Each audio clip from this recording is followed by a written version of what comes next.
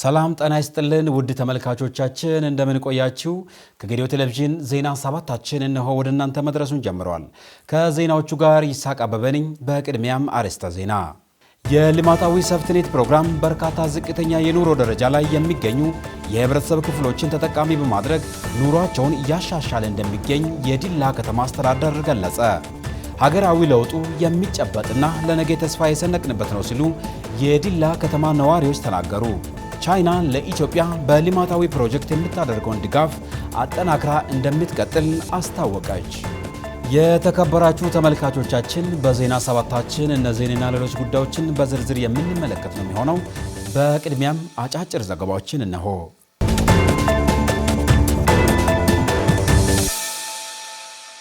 በኢትዮጵያ በዘላቂ ልማትና ሁሉን አቀፍ እድገት የተመዘገቡ ስኬቶች ሀገሪቱ በፈጣን የለውጥ ጉዞ ላይ መሆኗን ያረጋግጣሉ ተባለ በኢትዮጵያ ባለፉት የለውጥ ዓመታት በዘላቂ ልማትና ሁሉን አቀፍ እድገት የተመዘገቡ ስኬቶች ሀገሪቱ በፈጣን የለውጥ ጉዞ ላይ መሆኗን እንደሚያረጋግጥ የተለያዩ ዩኒቨርሲቲ ፕሬዝዳንቶች ገለጹ ኢትዮጵያ ባለፉት ጥቂት የለውጥ ዓመታት ዘርፈ ብዙ የማሻሻያ እርምጃዎችን ስትወስድ ቆይታለች ብለዋል እነዚህ ዓመታት የሀገሪቱን የረጅም ጊዜ የልማት ጉዞ አቅጣጫ የቀየሱ ተግዳሮቶችን ወደ ዕድል የቀየሩና በተለያዩ ቁልፍ ዘርፎች ተስፋ ሰጪ ውጤቶች የተመዘገቡበት መሆኑን ገልጸዋል መንግስት የጀመራቸውን ሀገራዊ ለውጦች በተለይም በኢኮኖሚ መዋቅር በመሰረት ልማት ግንባታ በዲጂታል ትራንስፎርሜሽን እና በአረንጓዴ ልማት በኩል አዲስ ምዕራፍ የከፈተ ነው ተብለዋል የለውጡን ሂደት አስመልክቶ የመዳወላቡ የሐዋሳና የቦንጋ ዩኒቨርሲቲ ፕሬዝዳንቶች ለኢዜአ እንደገለጹት ባለፉት የለውጥ ዓመታት በመሰረተ ልማት በግብርና ምርታማነትና የህዝቦችን ተጠቃሚነት ማረጋገጥ የሚያስችሉ ስኬታማ ተግባራት መከናወናቸውን ገልጸዋል ዘገባው የኢትዮጵያ ዜና አገልግሎት ነው የትግራይ ክልል ባለድርሻ አካላት አጀንዳዎቻቸውን እያጠናከሩ መሆኑ ተገለጸ የትግራይ ክልል ባለድርሻ አካላት የአጀንዳ ማሰባሰብ መድረክ በ3 ቡድኖች ተከፋፍሎ እየተከናወነ መሆኑ ተገልጿል የኢትዮጵያ ሀገራዊ ምክክር ኮሚሽን የትግራይ ክልል ባለድርሻ አካላት የአጀንዳ ማሰባሰብ በትናንትናው ዕለት በይፋ መጀመራቸው ይታወሳል የአጀንዳ ማሰባሰብ መድረኩ በዛሬው ዕለት እየተካሄደ ሲሆን የፖለቲካ ፓርቲዎች ማህበራትና ተቋማት እንዲሁም ታዋቂ ግለሰቦች አጀንዳዎቻቸውን በቡድን ውይይት በማጠናከር ላይ ይገኛሉ በቡድን ውይይቱ የተጠናከሩ አጀንዳዎች ለጠቅላላ የትግራይ ባለድርሻ አካላት ተሳታፊዎች ቀርበው ሐሳብና አስተያየት ተካቶባቸው የሚጸድቁ ይሆናሉ ዘገባው የፋና ሚዲያ ኮርፖሬት ነው በለውጡ መንግስት የተጀመሩትን የልማት ስራዎችና የተገኙ ትሩፋቶችን አጠናክረው እንደሚያስቀጥሉ የጅማ ከተማ ነዋሪዎች ገለጹ የለውጡ መንግስት የተመሰረተበትን 8ኛ ዓመት ምክንያት በማድረግ በጅማ ከተማ ህዝባዊ የድጋፍ ሰልፍ ተካሂደዋል በሰልፉ የተሳተፉ የጅማ ከተማ ነዋሪዎች የለውጡ መንግስት የጀመራቸውን ትልልቅ የልማት ስራዎችን አጠናክረው ለማስቀጠል ዝግጁ መሆናቸውን ገልጸዋል የተጀመሩ ትልልቅ የልማት ስኬቶችን በመደገፍ ከዳር ማድረስና ኢትዮጵያን ወደሚገባት ከፍታ ማሻገር የሁሉም ድርሻ ሊሆን እንደሚገባ አመልክተዋል በኢትዮጵያ ታሪክ ታይቶ በማይታወቅ ሁኔታ ተፎካካሪ የፖለቲካ ፓርቲዎች ቁልፍ የመንግስት ኃላፊነትን በመያዝ ሀገራቸውን እንዲያገለግሉ ተደርጓልም ተብለዋል ዘገባው የኢትዮጵያ ዜና አገልግሎት ነው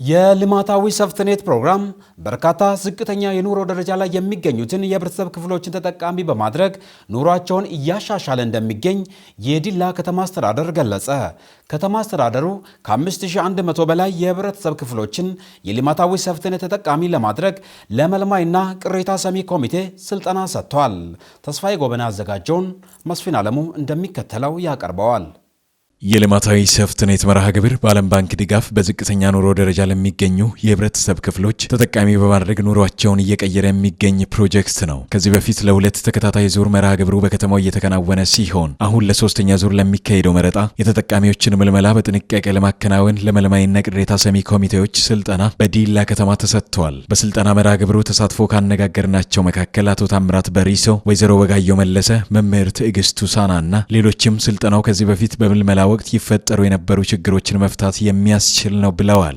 ስልጠና ለመጀመሪያ ጊዜ ነው ዛሬ ላይ የተሳተፍኩትና ከዚህ ቀደም በእንደዚህ አይነት ስልጠናዎች አልተሳተፍኩም። በዚህ በሃይማኖት በኩል ደግሞ ተገኝቼ በዚህ ስልጠና ውስጥ ሲሳተፍ በጣም ድንቅ ነገሮችን ሰምቻለሁ። ከዚህ በፊት በአንዳንድ ጉዳዮች ላይ ጥሩ የሆኑ ነገሮች እንደነበሩ ከዚህ በኋላ ደግሞ ሊሰራ በታቀዱ ነገሮች ላይ በጣም ጥሩ ነገር ሰልጥኛለሁ፣ ሰምቻለሁ። ይሄው ነገር ዛሬም ሳይሆን ከዚህ በፊት የነበረው ነውና በሶስተኛ ዙር ደግሞ ሲመጣ ለደሃ ተብሎ የመጣ ስለሆነ የደሃ ተብሎ ሲመጣ ደግሞ ደሃዎች ተጠቃሚ እንዲሆኑ እና ደግሞ ቢያንስ ጭራሽ ደሃ ሆኖ የተገኘ ሰው ብቻ ተጠቃሚነቱ እንዲኖረው ስለተባለ በዚህ ጉዳይ ላይ ነውና እዚህ የመጣ ነው። ይሄን ይዘን ነው እዚህ ልንገኝ የቻልነው። እነዛም መርጠን ደግሞ ወደ ስራ እንዲገቡ ዝቅተኛ የኑሮ ደረጃ የሚኖሩት ሰዎችን በጥንቃቄ በማየት በጥንቃቄ ነባራዊውን ሁኔታ እስከ ቦታቸው እስከ ቤታቸው ድረስ ገብቶ መመልመል አለባቸው ብዬ ነው እኔ እንደኔ የሚያስበው። ለመልማዮች ቅሬታ ሰሚዎች ደግሞ እነዛ መርጦ ያመጡትን ሁለት ሰዎች ሊመጡ ይችላሉ። ሜቢ እኔ ቀረው መጠቀም ሲገባኝ እኔን አስቀርቶ ከለኔ ይዘው መጡ ሊሉ ይችላሉ። ያን ደግሞ ቅሬታ እኔ ቅሬታ ሰሚ ነኝ አይደለ? ሁለቱን ደግሞ አስቀምጬ የሚያሟላውን ክራቴሪያ ማሟላት የሚችል ከሆነ ይሄ ክራቴሪያ ትክክለኛ ነው ወይ ብዬ እስከ ቦታው ድረስ ወርጄ ቼክ አድርጌ ነው መመልመል አለብኝ፣ ቅሬታውንም መስማት ያለብኝ ማለት ነው። መልማይና ቅሬታ ሰሚ ኮሚቴዎቹ በመርሃ ግብሩ መጠቀም የሚገባቸው ዝቅተኛ የኑሮ ደረጃ ላይ የሚገኙ የህብረተሰብ ክፍሎች ብቻ ተጠቃሚ እንዲሆኑ ለማድረግ የመልመላ ስራ በጥንቃቄና በአግባቡ ለመተግበር ዝግጁ መሆናቸውንም ተናግረዋል። መልማዎች ማድረግ ያለባቸው የሰዎችን ያሉበትን ሁኔታ በተጠንቀቅ አይተው ማለት እንደዚህ በተለያዩ ጉዳዮች ላይ በላይ ገጽታ እይታ ብቻ ሳይሆን ይሄ አካል በምን ይገባዋል አይገባም የሚለውን በጣም ጥናት ባለው መንገድ አይተው ከየትኛውም ወገንተኝነት ገለልተኛ ሆኖ ለተጠሩበት ወይም ደግሞ ለጥሪ ለደረሰላቸው በዛ ቦታ ለተወከሉበት ታማኝ በመሆን መስራት እንዳለባቸው በዚህ ላሳስባቸው ነው የሚፈልገው። ኮሚቴዎች ሄዶ ቤት ለቤት ማለት ነው ቤት ለቤት ሄዶ እነዛ ደሃ የሆኑት ደሃ ማን ነው የሚለውን ነገር ወስደው ይመጣሉ። ደሃና ሀብታምን ለይተው ይሄ ደሃ ነው ጭራሽ የወረደ ደሃ ነው ከማለት ወስዶ መጥቶ ለቅሬታ ሰሚዎች ይሰጣሉ። ቅሬታ ሰሚዎች ደግሞ ያለውን እዛ ደሃ የሆነው ነው ያሳልፋሉ ማለት ነው። ዲቴል ገብተን መለየት አለብን። ስለዚህ መቅረት ያለበት ይቀራል፣ ማለፍ ያለበት ያልፋል። ስለዚህ መስፈርቱ ይሄንን ያሟላል ብዬ አስባለሁ። እኔ እንደኔ ሲመለምሉ ያው በአንደኛ በሙስና እንዳይሆን ገንዘብን እየተቀበሉ ሌላው መግባት ያለበትን ክፍል እየተው መግባት የሌለበትን ክፍል እያስገቡ በገንዘብ ምክንያት ሙስና እየተቀበሉ እየገቡ ነውና ሌላዎች ደግሞ መግባት ያለባቸው ደግሞ እያለቀሱ ሜዳ ላይ ይቀራሉ። ያ እንዳይሆን ደግሞ አግባብ በሆነው ነገር ፍትሃዊ የሆነውን ስራ እንድንሰራ መርሃ ግብሩ የድሃ የሆኑ የማህበረሰብ ክፍሎችን በተለያዩ የልማት ስራዎች ላይ በማሳተፍ ኑሯቸውን እያሻሻለ የሚገኝ እንደሆነም ነው የተመላከተው። ከዓለም ባንክ በተገኘ የገንዘብ ድጋፍ 5197 የሴፍትኔት ተጠቃሚ የህብረተሰብ ክፍሎችን ምልመላ ለማድረግ ለመልማይና ቅሬታ ሰሚ ኮሚቴዎች ስልጠና መሰጠቱን የገለጹት የዲላ ከተማ ልማታዊ ሴፍትኔት አስተባባሪ አቶ የኋላሸት ለማ ስልጠናው ከዚህ በፊት ምልመላ ወቅት ይስተዋል የነበሩ ችግሮችን እንደሚቀርፍ አስረድተዋል። በዚህም ዝቅተኛ የኑሮ ደረጃ ላይ የሚገኙና ቅድሚያ መሰጠት ያለባቸው የህብረተሰብ ክፍሎች ብቻ በጥንቃቄ ተመልምለው በልማታዊ ሴፍትኔት ስራዎች ላይ እንዲሳተፉ እንደሚደረግ ገልጸዋል። ይህ ፕሮጀክት እዚህ እንደ ከተማችን ወደ ከተማ ስራ ከገባን 5 ዓመት ሆኖናል። ስለዚህ ከዓለም ባንክ ለሁለተኛ ጊዜ በተገኘው የተጨማሪ ፋይናንሲንግ ገንዘብ ድጋፍ ስለተገኘ አሁንም ሶስተኛ ዙር ላይ የተጠቃሚዎችን እንመለምላለን ማለት ነው። ስለዚህ በከተማ ውስጥ ካሉ 14 ቀበላቶች ውስጥ 8 ቀበላቶች ላይ የምልመላ ስራ እናካሄዳለን። 8 ቀበሌና 20 ቀጠናዎች አጠቃላይ በ20 ቀጠናዎችና 8 ቀበላ ነው ምልመላ ስራ የምናካሄደው። በዚህ ቀበላቶች ላይ በየቀጠና ህዝብ ወጥተው የመለመሏቸው መልማይ ኮሚቴዎችን ነው ዛሬ ላይ እያሰለጠን ያለ ነው። በልማታዊ ሴፍትኔት ስራዎች ላይ ተሳትፎ በርካታ የህብረተሰብ ክፍሎች ህይወታቸው ተቀይሯል ያሉት አስተባባሪው አሁን ስራው በአግባቡ እንዲመራ የአብይና ቴክኒክ ኮሚቴዎች ድጋፍና ክትትል ይደረጋል ብለዋል። የኮሚቴዎች መረጣ የሃይማኖት ተቋማትና የአካል ጉዳተኞችን ጨምሮ ከሁሉም ህብረተሰብ ክፍሎች ስለመካተታቸውም ጠቁመዋል። በትክክል ሳያዳላ ሊመለምሉ ይችላሉ ተብሎ ህዝብ በራሱ አምኗቸው የመረጣቸው ሰዎች ናቸው። እነዚህ ሰዎች ውስጥ የሃይማኖት ተወካዮች አሉ፣ የሀገር ሽማግሌዎች አሉ፣ የአካል ጉዳተኛ ተወካይ አለ፣ የሴቶች ተወካይ አለ፣ የወጣቶች ተወካይ አለ። ሁሉንም ማህበራዊ መሰረቱን ያሟላ አደረጃጀት ውስጥ ነው እዚህ ውስጥ ያለው። እነዚህ የተመለመሉ ኮሚቴዎች በቂ የሆነ ስልጠና ተሰጥቷቸው ቤት ለቤት ሄደው ምዝገባ ያካሂዳሉ።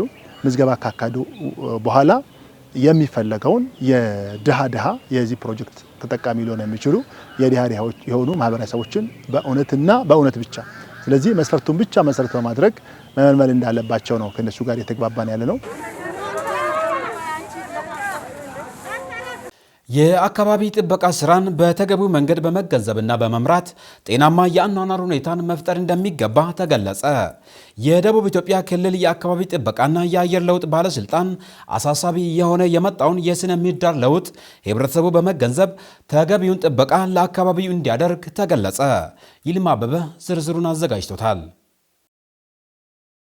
ባለስልጣኑ ትኩረት በሚሹ የተለያዩ የአካባቢ ጥበቃ ስራዎችን በመንግስትና ህብረተሰብን በማሳተፍ እያከናወነ እንደሚገኝ ገልጸዋል። የክልሉን ህዝብና ተፈጥሮን የሚያበለጽግ የብዝሃ ህይወት የደንና የአካባቢ ጥበቃ ስራዎች እውን እንዲሆን በትኩረት ሊሰራ ይገባልም ተብሏል። የአረንጓዴ አሻራ ልማት ስራ በከተማና ገጠር መጀመሩ የምግብ ዋስትናን ከማረጋገጥ ባለፈ የአካባቢ ጥበቃ ልማት ስራን እያጠናከረ እንደሚገኝ ነው የተብራራው። ከቅርብ ጊዜ ወዲህ በደቡብ ኢትዮጵያ ክልል በመሬት መንሸራተት ምክንያት በሰውና በንብረት ላይ ጉዳት ማስከተሉ ከአካባቢ ጥበቃ ስራ ጋር ተያይዞ የመጣም ችግር እንደሆነ በመድረኩ ሊገለጽ ተችሏል። በጌዴኦ ዞንና በአርባ ምንጭ ከተማ አስተዳደር የአካባቢ ጥበቃ ስራ እየተከናወነ መሆኑ የተገለጸ ሲሆን የተጀመሩ ስራዎችን ለማስቀጠል ግንዛቤ የማስጨበጥና አላስፈላጊ ድርጊት በሚፈጽሙት ደግሞ የህግ ደንብና አዋጆችን ተፈጻሚን በማድረግ አካባቢውን ከስጋት ማዳን እንደሚያስፈልግም አስረድተዋል። ከህዝቡ መብዛት ጋር የተነሳ በርካታ ችግሮች አሉ። የመጀመሪያው የደን መጨፍጨፍ ነው። ሁለተኛ ደግሞ የመሬት ወረራ ነው። ሶስተኛ ደግሞ ህገወጥ የደን ዝውውር ነው። ስለዚህ እነዚህ አደጋዎች ናቸው ማለት ነው። ያንን ለማድረግ ደግሞ የመቆጣጠር ስራ ያስፈልጋል ማለት ነው። እንደገና ደግሞ እንደ ሀገር የተዘጋጀ አረንጓዴ አሻራ መድረክ አለ።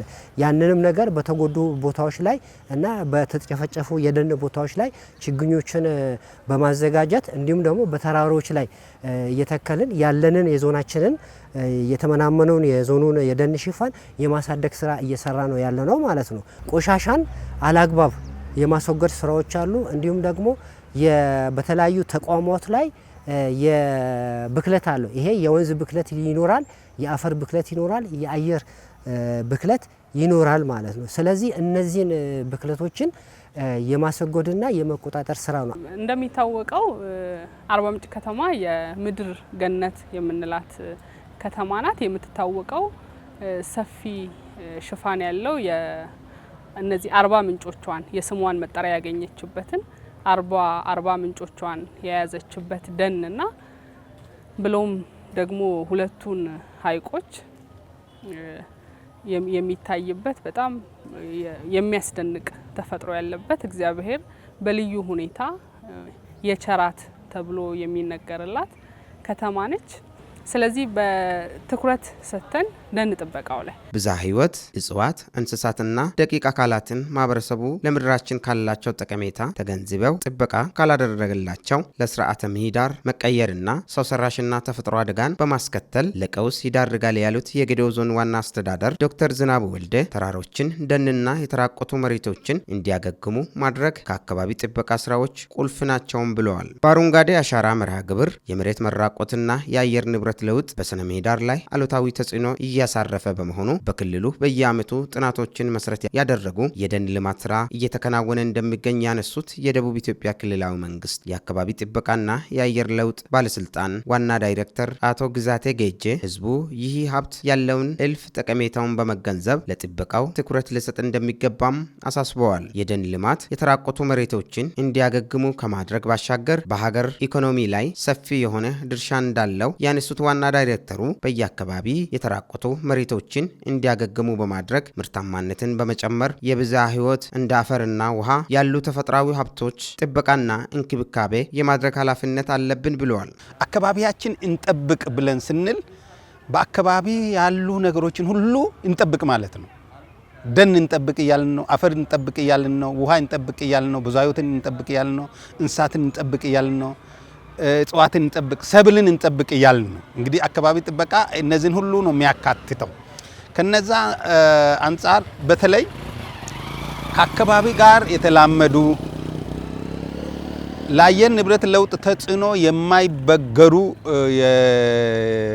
የአገር በቀል የሆኑ የደን ውጤቶች፣ የእንጨት ውጤቶች በተለይ እዚህ በክልላችን እንደዚሁም በዞናችን በጌዲዮ በትልቅ ሁኔታ የሚታወቅ ነው። ይሄ አየር ንብረት ለውጥ የማይበገር ብለን ስንል ለአየር ንብረት ለውጥ ተጽዕኖ እጅ የማይሰጥ ማለታችን። የአየር ንብረት ለውጥ ተጽዕኖ አለ በዓለም ላይ። ለዚህ ተጽዕኖ እጅ የማይሰጡ ተግባራትን ማከናወን አለብን ነው እያልን ያለ ነው። ያ ማለት ምን ማለት ነው?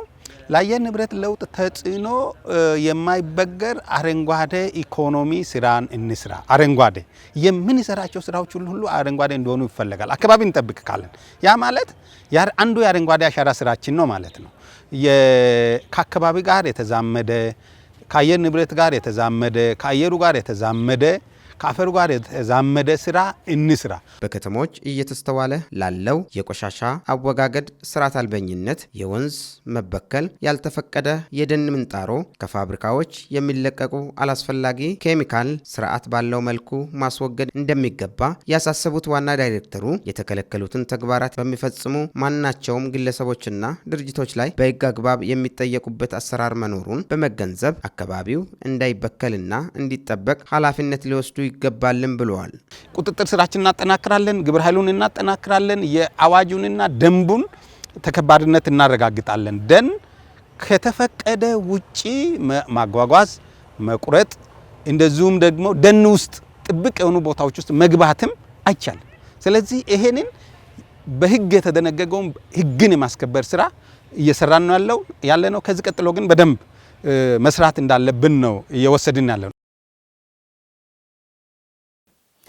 ሀገራዊ ለውጡ የሚጨበጥና ለነገ ተስፋን እየሰነቅንበት ነው ሲሉ ያነጋገርናቸው አንዳንድ የዲላ ከተማ ነዋሪዎች ተናገሩ። በለውጥ መንግስቱ የተጀመሩ ለውጦችን ለማስቀጠል የድርሻቸውን እንደሚወጡ የዲላ ከተማ ነዋሪዎች ተናግረዋል። መብራቱ አበበ ሀገራዊ ለውጡ እውን ከሆነበት 2010 ዓ.ም ጀምሮ በኢትዮጵያ ያጋጠመውን በርካታ ሰው ሰራሽና ተፈጥሯዊ ፈተናዎችን ወደ እድል በመቀየር ስኬቶች የተመዘገበበት ዓመታት ነበረ። በለውጡ ዓመታት መንግስታትን ከገጠመበት ፈተናዎች መካከል ከታላቁ ኢትዮጵያ ህዳሴ ግድብ ጋር የተገናኙ ዲፕሎማሲ ጫናዎች፣ የሰሜኑ ጦርነትና ኮቪድ-19 ይጠቀሳሉ። ሀገራዊ ለውጡ እውን የሆነበት ላለፉት 8 ዓመታት በለውጡ መንግስት ለተገኘው ድልና ስኬት ውጤታማ እንደነበረ የገለጹት የዲላ ከተማ ነዋሪዎቹ በለውጡ መንግስት የተጀመሩ ለውጦችን ለማስቀጠል የየድርሻቸውን እንደሚወጡም ገልጸዋል። እንደ ኢትዮጵያ በ8 ዓመት ላይ የሰራ ለውጦች ምንድናቸው ለሚለው ብዙ ለውጦችን አይተናል። ለ8 ዓመታት በፓብሊክ ሰርቫንት ቢሆን፣ ማህበራዊ ቢሆን፣ አስተዳደራዊ ቢሆን፣ ኢኮኖሚያዊ ቢሆን ትላልቅ ለውጦችን አይተናል።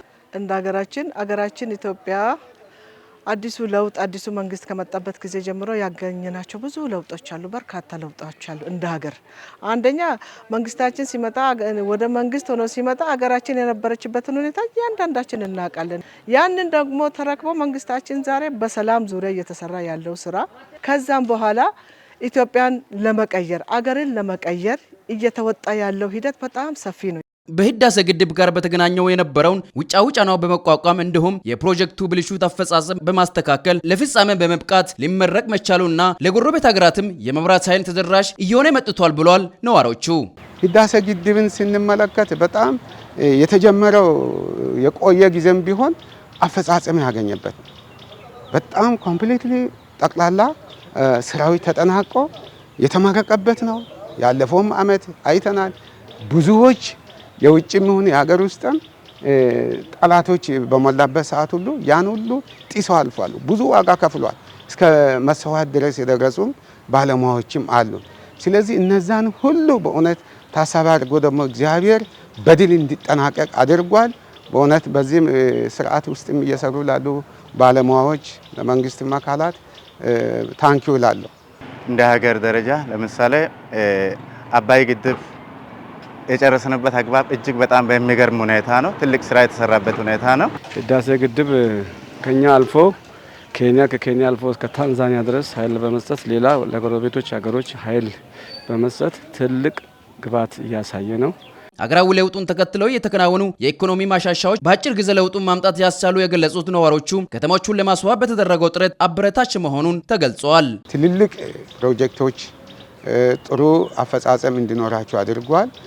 ሌሎችም ደግሞ ይህ ከተማ ከማስዋብ አንጻር ከሌሎች አገሮች ጋር ተወዳዳሪ እንዲሆን የሀገራችን ዋና ከተማ አዲስ አበባ ናት። የጸዳች ከተማ በማድረግ ዛሬ ላይ ውብ ከተማ ሆና ከሌሎች ሀገር ተወዳድራ ወደ የምትሸለምበት ደረጃ እንደደረሰች ነው መረዳ። ከሀገር አቀፍ ጀምሮ እስከ ደቡብ ድረስ ያለው ለውጡ በጣም ሰዮ የሚያሰኝ ነው። ምክንያቱም በኮሪደር ያበደ ነው። ለውጦች እየታዩ ናቸው ያሉት። ማየት ማመን ነው ብሏል አንድ ሰውና ማየት ማመን ነው። እያየን ነው ያለነው ለውጦች ነው። እውነት ኢትዮጵያ ካሁኑ ነው እስካሁን ድረስ እንደዚህ ያለ ታታሪ መንግስት ቢኖር ኖሮ ከፍተኛ ለውጥ የምታሳይበት ደረጃ ላይ ነው ያለችው የነበረችው ማለት ነው። ባለፉት ዓመታት በኢትዮጵያ ጫና የሚፈጥሩ ሁኔታዎች ቢከሰቱም ችግሮቹን ተቋቁሞ ተከታታይ እድገት ያስመዘገበ ኢኮኖሚ መፈጠሩን ጠቅሰው የምግብ ዋስትናን ለማረጋገጥ የተሰሩ ስራዎች አበረታች መሆኑን ተናግረዋል።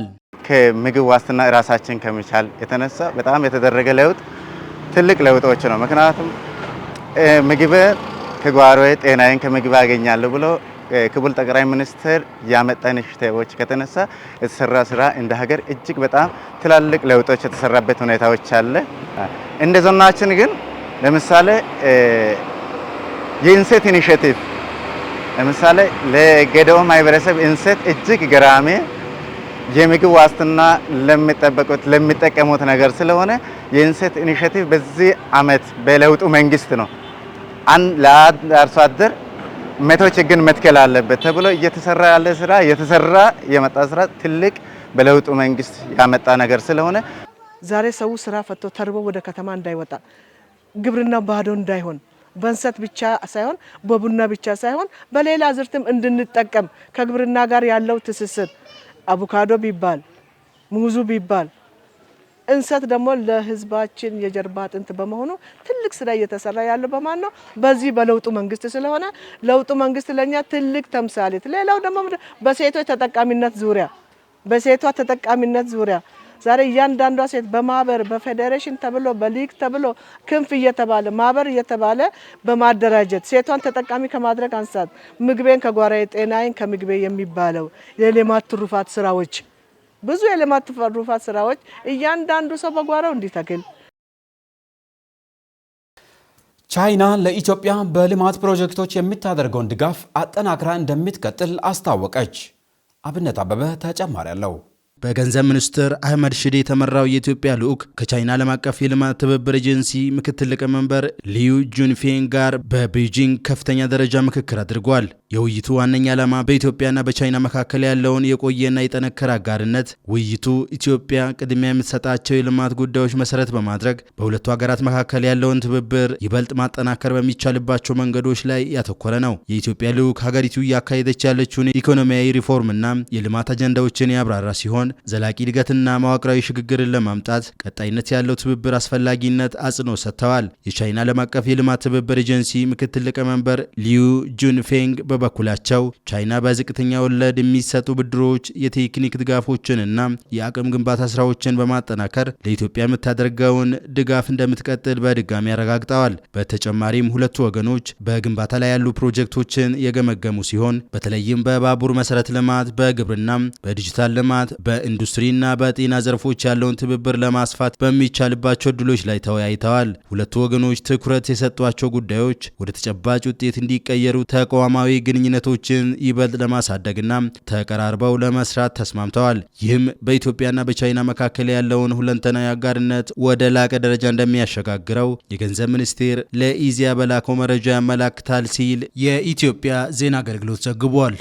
የተከበራችሁ ተመልካቾቻችን በመከታተል ላይ የምትገኙት ከጌዲዮ ቴሌቪዥን የሚተላለፍላችሁን ዜና ሰባታችንን ነው። ዜናዎቻችን እንደቀጠሉ ናቸው። አሜሪካ 1000 ፓውንድ የሚመዝን የኢራን የነጠረ ዩራኒየም ለመቀማት ከፍተኛ ፍላጎት እንዳላት ተገለጸ። አሜሪካ ከኢራን ጋር በገባችበት ደም አፋሳሽ ጦርነት የደረሰባትን የ30 ቢሊዮን ዶላር ኪሳራ የአረብ ሀገራት እንዲሸፍኑ ትዕዛዝ አስተላልፋለች። ለዓለም አቀፍ ትንታኔ ደምላሽ ጉልማ። የሰሜን ቃል ኪዳን ሀገራት ጥምረት የሆነው ኔቶ 77ኛውን ዓመት እያከበረ ይገኛል። ኔቶ በ12 ሀገራት ጥምረት የተመሰረተው አሁን ላይ 32 ሀገራት ያቀፈ ሆኗል። በለንደን ተመስርቶ ሰፊ አካባቢን በመፈለጉ ወደ ፈረንሳይ መቀመጫውን ቢያዛውርም ከፈረንሳይ መንግስት ጋር ባለመስማማት የተነሳም ወደ ቤልጅየም ብራሰልስ ተዛውሮ ዕድሜውን እየቆጠረ ይገኛል። የውስጥና የውጭ ወጪውን 65%ን አሜሪካ እንደምትሸፍንለት ይታወቃል። ኔቶ በኢራን ጦርነት ካልተሳተፈ መዋጮውን እንደምትከለክል አሜሪካም እየዛተች ትገኛለች። ጦርነቱ ወደ ሁለተኛ ወር ሲገባ በመካከለኛው ምስራቅ ያሉ የአሜሪካ ኃይሎች ከፍተኛ ጫና እየገጠማቸው ነው። በሪፖርቶች መሰረት በ7 ሀገሮች ውስጥ ከ13 በላይ የአሜሪካ መሰረቶችን በኢራን ሚሳኤሎችና ድሮኖች በተደጋጋሚ ተመቷል። የአሜሪካ መንግስት በኢራን ግዛት ውስጥ ከፍተኛ ስጋት ያለበት ወታደራዊ ወረራ በማካሄድ ወደ 1000 ፓውንድ የሚጠጋ የነጠረ ዩራኒየም ለመቀማት እያሰበ እንደሆነም የተለያዩ መረጃዎች አመላክቷል። ይህም እርምጃ ኢራን የኒኩሌር ጦር መሳሪያ እንዳታመርት ለማድረግ የታለመ መሆኑን ተገልጿል። በማርች 27 በሳውዲ አረቢያ በፕሪንስ ሱልጣን ኤርባስ የተከሰተው ትልቅ ክስተት ብዙ የአሜሪካ ወታደሮች እንዲጎዱም አድርጓል። እንዲሁም በወታደራዊ ንብረቶች ላይ ከፍተኛ ጉዳት አስከትሏል።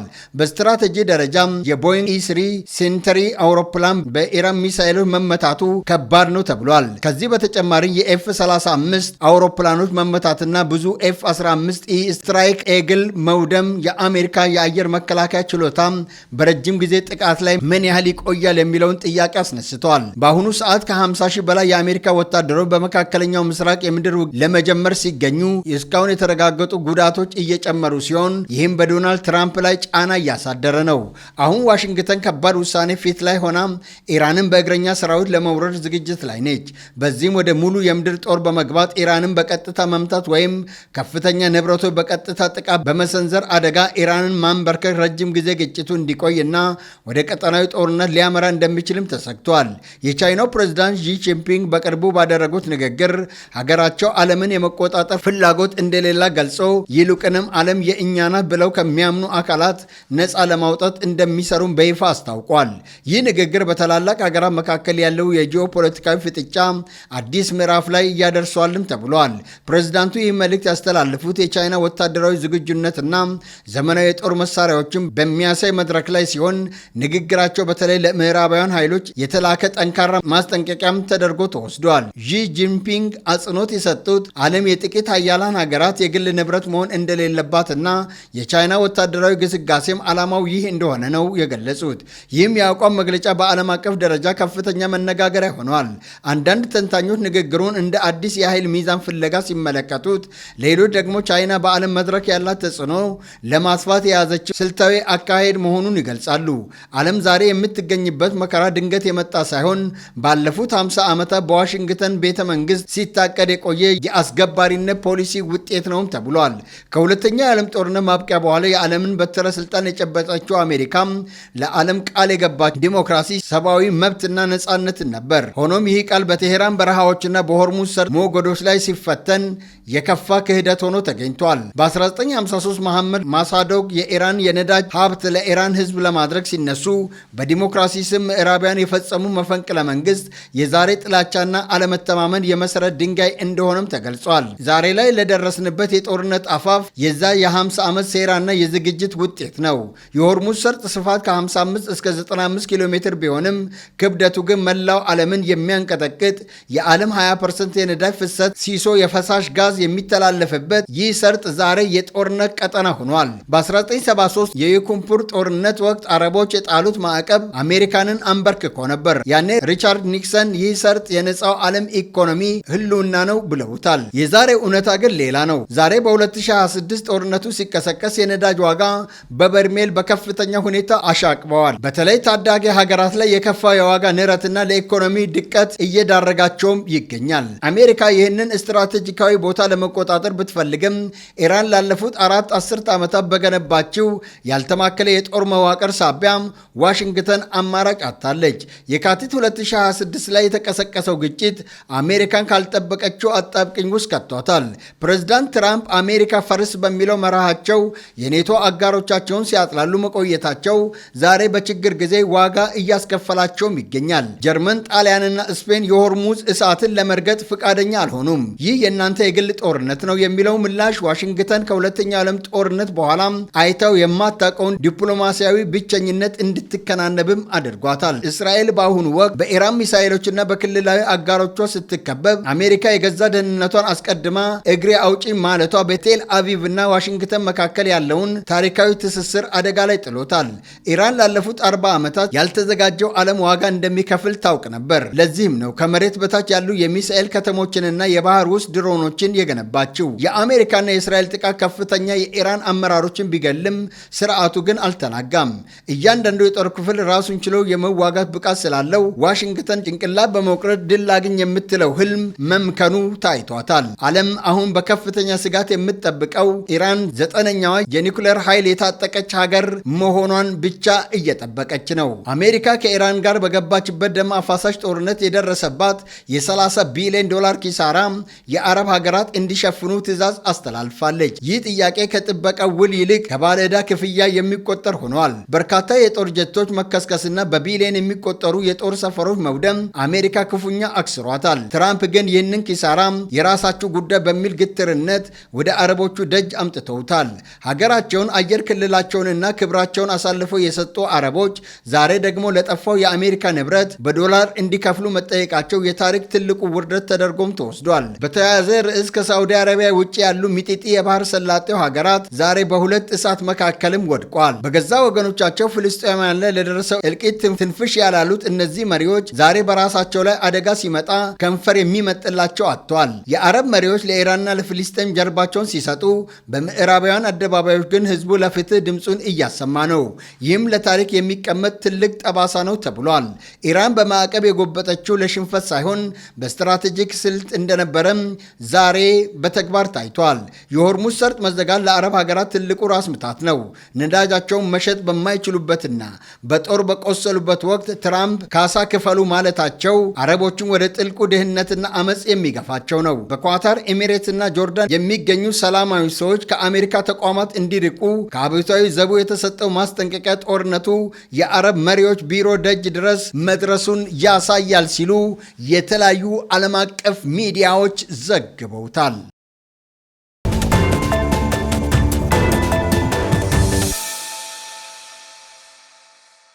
የተከበራችሁ ተመልካቾቻችን ዜናዎቻችንን ከማጠቃለላችን በፊት አበይት ነጥቦችን እናስታውሳችሁ። የልማት ሰፍትኔት ፕሮግራም በርካታ ዝቅተኛ ኑሮ ደረጃ ላይ የሚገኙ የህብረተሰብ ክፍሎችን ተጠቃሚ በማድረግ ኑሯቸውን እያሻሻለ እንደሚገኝ የዲላ ከተማ አስተዳደር ገለጸ። ሀገራዊ ለውጡ የሚጨበጥና ለነገ ተስፋን የሰነቅንበት ነው ሲሉ የዲላ ከተማ ነዋሪዎች ተናገሩ። ቻይና ለኢትዮጵያ በልማታዊ ፕሮጀክት የምታደርገውን ድጋፍ አጠናክራ እንደምትቀጥል አስታወቀች። የተከበራችሁ ተመልካቾቻችን በመከታተል ላይ የነበራችሁት ከጌዲዮ ቴሌቪዥን የሚተላለፍላችሁን ዜና ሰባታችንን ነበር። ዜናዎቻችንን በዚሁ አበቃን። ዜናዎቹን በመምራት አብሬያቸው ቆየሁት። ይስሐቅ አበበ ከመላው ስቱዲዮ ባለሙያዎች ጋር በጋራ በመሆን ነበር። ከቀሪዎቹ ከጌዲዮ ቴሌቪዥን ፕሮግራሞች ጋር መልካም ቆይታ እንደሆነላችሁ ተመኘው። ጌዲዮ ቴሌቪዥን ሰላምን እንሻማ። ሰላም